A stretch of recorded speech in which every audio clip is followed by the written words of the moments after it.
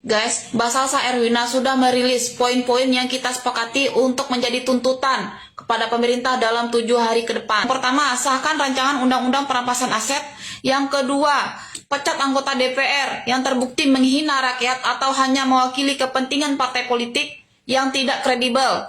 KPK audit segala kepemilikan harta, aset, dan sebagainya. 3. Bebaskan pihak-pihak yang ditangkap dalam kaitannya dengan penyampaian aspirasi masyarakat pada demo pada tanggal 25, 28, 29 Agustus 2025. Yang keempat, tentang reformasi DPR. Poin yang pertama adalah audit secara transparan lewat Badan Netral Penggunaan Anggaran DPR yang mencapai 9,9 triliun rupiah per tahun.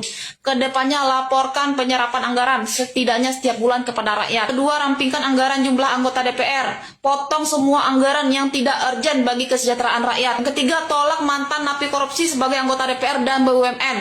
Keempat, hapuskan perlakuan istimewa yang menciptakan kesenjangan dengan rakyat seperti PPh pasal 21 ditanggung oleh PBN, sistem pengawalan khusus, transportasi cukup menggunakan transportasi umum yang gratis. Yang keempat, pensiun seumur hidup bagi masa kerja 1 tahun periode.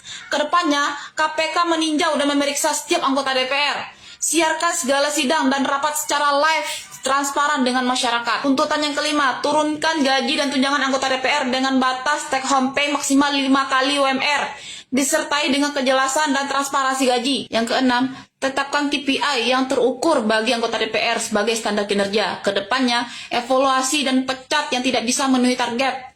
Laporkan progress, achievement, challenges secara berkala pada rakyat. 7. Audit secara menyeluruh terhadap BUMN untuk memastikan profitabilitas dan hanya apabila ini strategi terbaik.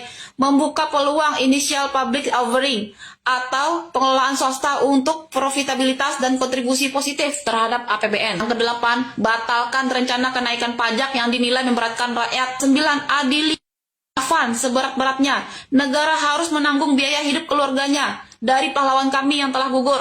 Lengserkan Kapolri yang gagal memberikan komando untuk melindungi masyarakat. 10. Berikan standar gaji yang layak terhadap pahlawan bangsa, yakni seluruh guru di Indonesia. 11. Reformasi kinerja kepolisian yang profesional, berpihak dan berempati terhadap rakyat, bukan membela kepentingan penguasa. Catat.